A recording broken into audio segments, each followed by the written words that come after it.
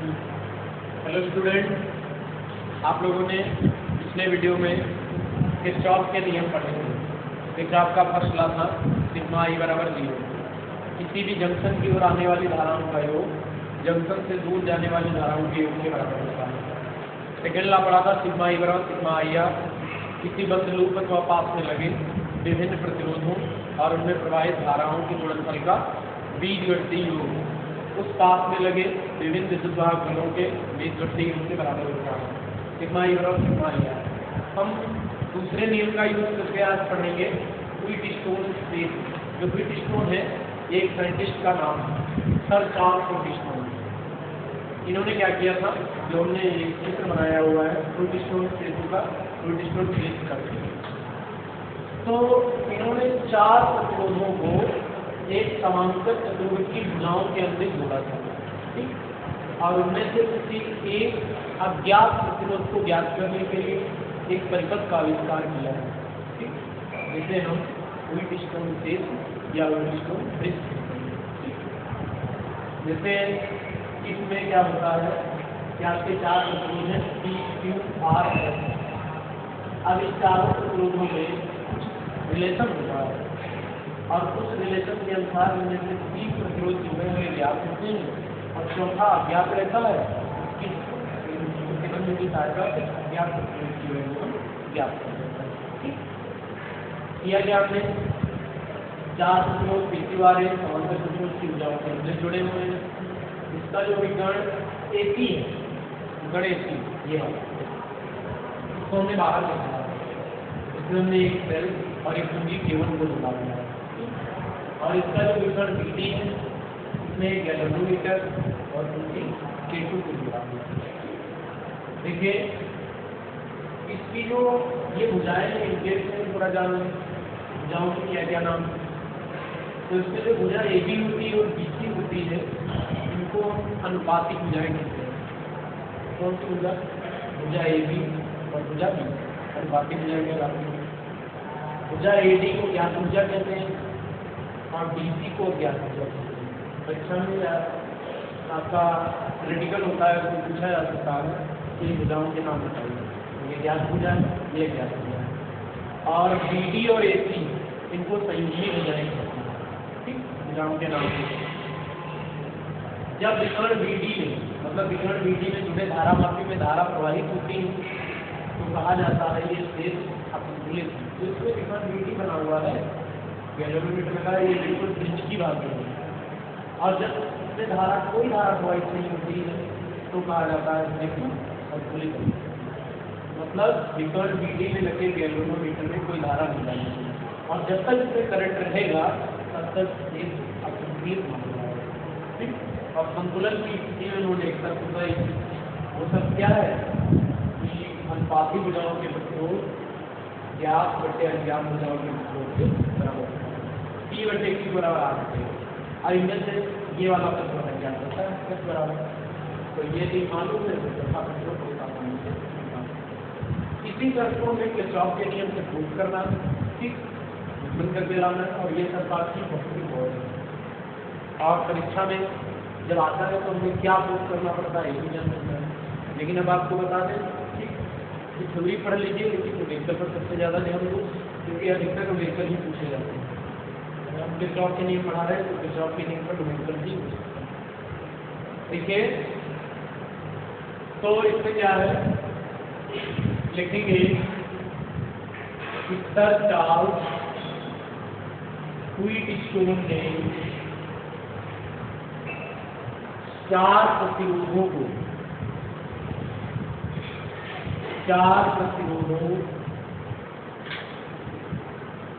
को एक समांतर चतुर्भुज की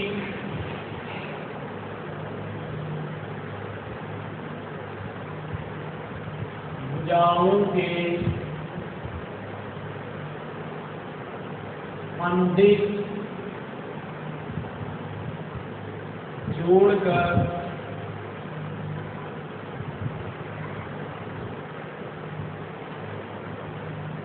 अज्ञात प्रतिरोध समांतर चतुर्भुज की भुजाओं के अंदर जोड़कर एक अज्ञात प्रतिरोध, मतलब उन प्रतिरोधों में से कोई एक अज्ञात प्रतिरोध है। अज्ञात प्रतिरोध को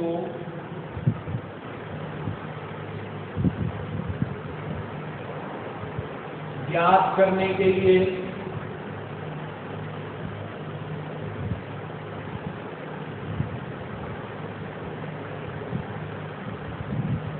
एक विशेष परिपथ का आविष्कार हुआ,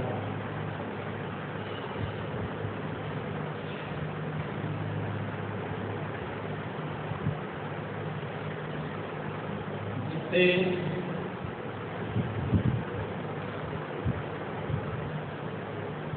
व्हीटस्टोन ब्रिज कहते हैं। व्हीटस्टोन ब्रिज कहते हैं, जिसे व्हीटस्टोन ब्रिज कहते हैं। फिगर इसका देख लीजिए। समांतर चतुर्भुज ABCD की भुजाएं ABBC के अंदर BC प्रतिरोध जुड़े हैं, 2 प्रतिरोध AD और DC के अंदर 2 प्रतिरोध जुड़े हैं, R और S।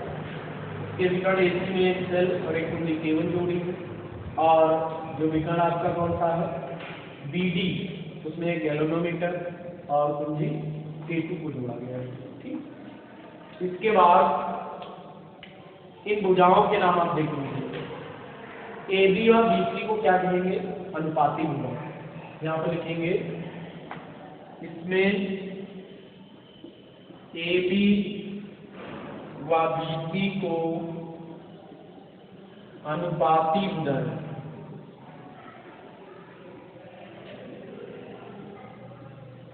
ठीक है। AD को ज्ञात भुजा तथा DC को या DC को अज्ञात भुजा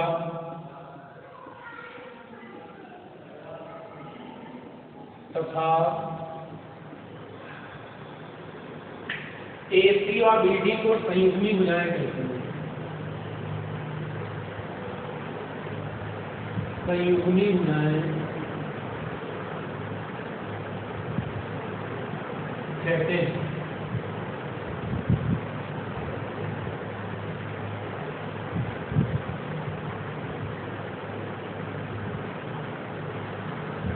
ठीक, जब धारामापी में धारा प्रवाहित होती है तो शेष असंतुलित होता है। जब धारामापी में धारा प्रवाहित होती है तो शेष जो है असंतुलित होता है, और जब धारामापी में कोई धारा प्रवाहित नहीं हो जाती होती है तो शेष संतुलित होता है। अतः संतुलन की स्थिति में धारामापी का विक्षेप शून्य होगा। संतुलन की स्थिति में धारामापी में कोई भी विक्षेप नहीं होगा। तो यहाँ पर लिखेंगे, जब धारामापी में धारा प्रवाहित होती है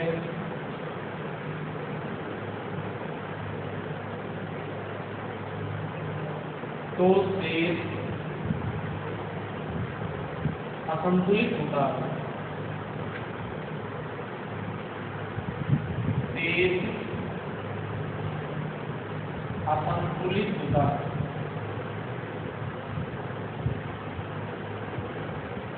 तथा जब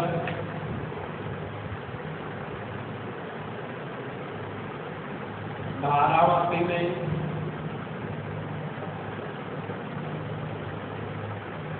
धारा नहीं प्रवाहित होती है, तथा जब धारामापी में कोई धारा प्रवाहित नहीं होती है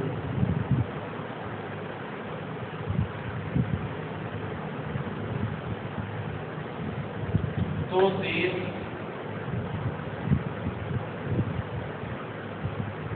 संतुलित होता है।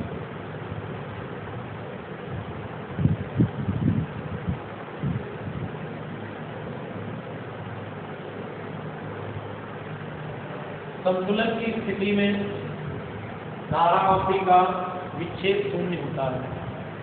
लिख देंगे यहाँ पे, संतुलन की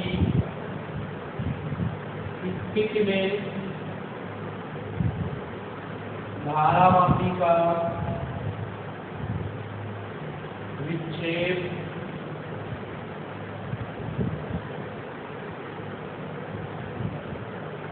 शून्य होता है। शून्य विक्षेप की स्थिति में या संतुलन की स्थिति में ये सब संतुलन की स्थिति उसके नीचे आप लिख सकते हैं P/Q इक्वल टू होता है R/S। अब जैसे मान लीजिए आपके पास कोई क्वेश्चन ऐसा आ जाए जो ब्रिज जैसा लगे तो आपको इसी समझ कर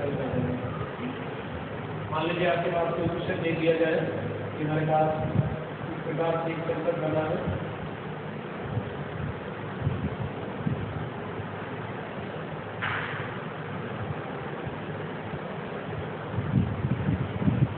ये 2 है, ये 4 है, ये आपका 5 ओम है, ये 8 तो क्या करना और ये बीच में 10 ओम है। क्वेश्चन में लेकिन ये कहे साथ में अगर फर्क ना दे तो निकालना क्वेश्चन में साथ में इसमें कहेगा कि ये संतुलित ब्रिज स्टोन के आप बताओ जब ये संतुलित है तो ये तो बेकार है। जब संतुलित ब्रिज होगा तो इसके विकर्ण BD या धारामापी के साथ कोई भी रेजिस्टेंस लगा होगा तो वो अप्रभावित उस पर कोई प्रभाव नहीं पड़ेगा। तो आपको कर क्या देना है P/Q बराबर R का मान 2 का मान 4 R का मान 5 इसका मान 8 2 2 4 R इस प्रकार से अगर तुम्हें मिल जाते हैं क्वेश्चन इस पर हल करने के लिए वही डिस्टोन ब्रिज तो P/Q इक्वल टू R/S ये फिगर रहेगा ब्रिज का। अब बात आती है इसको प्रूफ कैसे करें। परीक्षा में यही पूछता है कि रूट स्टोन शेष की संतुलित अवस्था की तर्क का निगमन कीजिए। ठीक तो तर्क का निगमन कैसे करें, इस तर्क को कैसे प्रूफ करें। तो देखो आप एक एक फिगर बना देना जो हम यहाँ पर बनाए हुए हैं एक एक फिगर में लिख लेना हम तर्क का निगमन करेंगे इसको प्रूफ करेंगे P/Q बराबर R/S वहाँ को आप रेटिंग भी डाल सकते हो।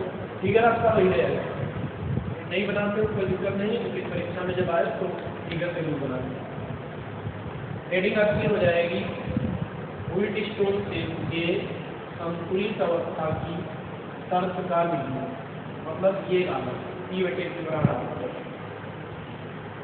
लिखेंगे उल्टी स्टोन के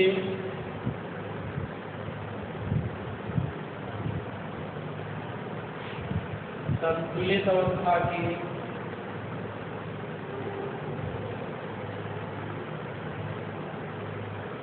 तर्क का निगमन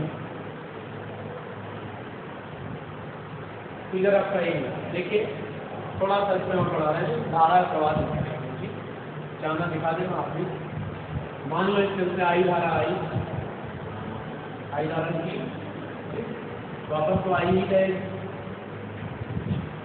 जब यहाँ पर बिंदु एक पर धारा पहुंची तो धारा के लिए 2 मार्ग हैं।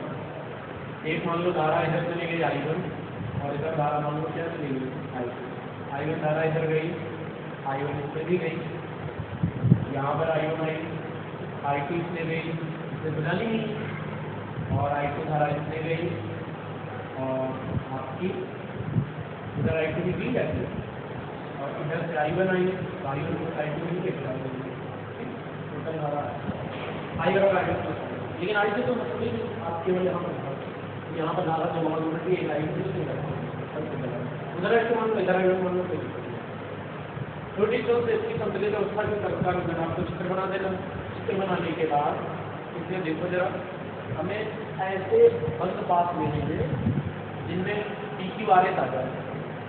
तो एक बंद पास आपका ये है ABD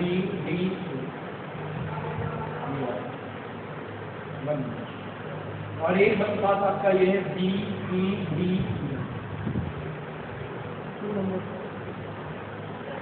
ठीक और इनमें किरचॉफ के नियम लगाएंगे संबंधित क्या लिखेंगे बताइए कि बंद पास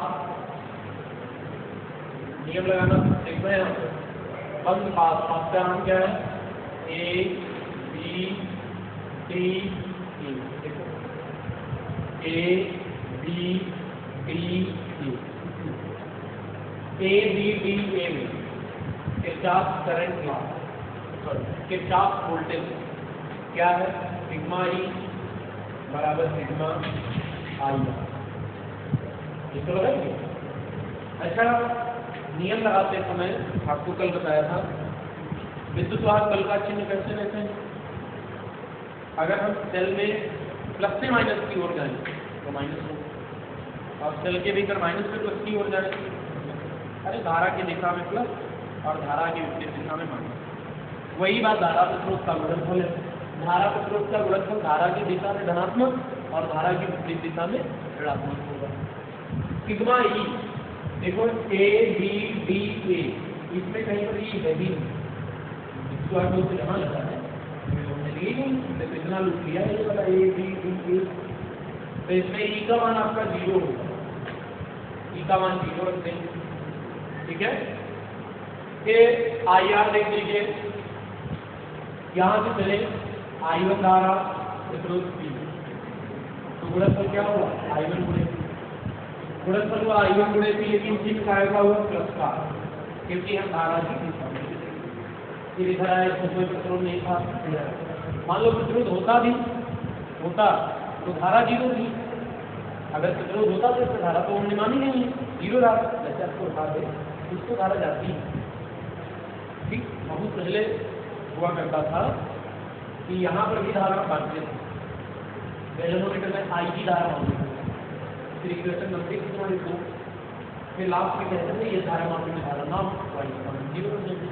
अब यहाँ पर हमने पहले मान लिया इसमें कोई धारा नहीं होगी, इसका विक्षेप के लिए 0 ठीक, पहले माना रहता था इसमें थोड़ी धारा नहीं है, और वो जैसे मान लो आई की धारा है, यहाँ पे I2 प्लस आई की नहीं है, और I1 माइनस आई की घट जाते हैं, फिर लास्ट में रखते थे ये जाएगी बराबर 0। अब ऐसे कर देते हैं, क्या आएगा I1 P, फिर ऐसे आएगा, देखो ऐसे आए तो इसमें धारा कितनी है I2 प्रतिरोध धारा, लेकिन हम कैसे चल रहे हैं, धारा इधर जा रही है, हम धारा की दिशा में जा रहे हैं, तो माइनस का क्या आएगा I2, ठीक। यहाँ से क्या करेंगे I2R को इधर ले, ठीक, तो I2R बराबर क्या हो गया I1,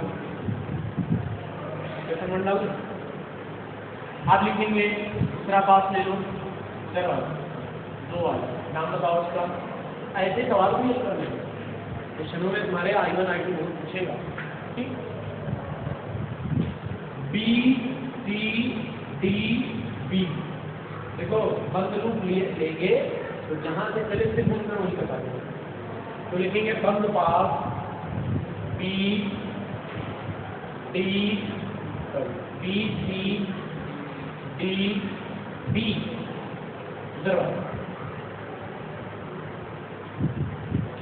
ठीक। सिग्मा ई और सिग्मा आर वही नियम लगाएंगे, सिग्मा इसमें भी नहीं, इसमें कोई नहीं, विद्युत वाहक बल नहीं, विद्युत वाहक बल नहीं है, तो आप सिग्मा ई नहीं को रखेंगे, सिग्मा आई आर देखो, आई आर I1 गुणे Q, धारा I1 है, प्रतिरोध Q है, तो गुणनफल हो गया I1 गुणे Q, और माइनस लगाए, चलो देख लेते हैं, इधर आए तो प्रतिरोध है, धारा है I2, और धारा के अपोजिट डायरेक्शन में तो क्या आ जाएगा माइनस I2 गुणे यही ऐसे आए, धारा की दिशा में गुणनफल सबका, धारा की विपरीत दिशा में गुणनफल माइनस का, और उससे I2 ऐसे धर लेगा बराबर हो गया I1 Q, फिर क्या डालेंगे, अब क्या करें, समीकरण 1/2, 1/2 करेंगे तो क्या आएगा I2R बटे I2 है, I2R I2 बराबर क्या I1 P बटे I1 Q, I2 से I2 कट जाएगा, I1 से I1 कट जाएगा। इधर बचा R बटे इधर बचा P बटे Q, पलट कर लिख दो P/Q इक्वल टू आ जाएगा यही ब्रिज की संतुलित अवस्था का एक बन P बटे Q बराबर आपका निकल कर आएगा R बटे S। ठीक है, तो प्रूव कर लेंगे इसे सभी लोग। देखिए इस पर आधारित आपको मुख्य रूप से करने न्यूमेरिकल, और जो पिछले लेसन के न्यूमेरिकल है उनको भी सॉल्व कीजिए, उनको पूछते रहिए, और ये लेसन हो जाए साथ ही दोनों लेसन के न्यूमेरिकल बता देंगे आगे नेक्स्ट वीडियो में।